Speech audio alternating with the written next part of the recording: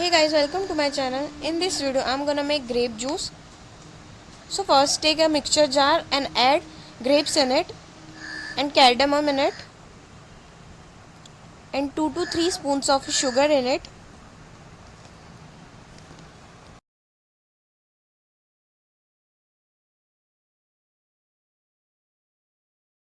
Now add a little bit amount of water and a black salt in it.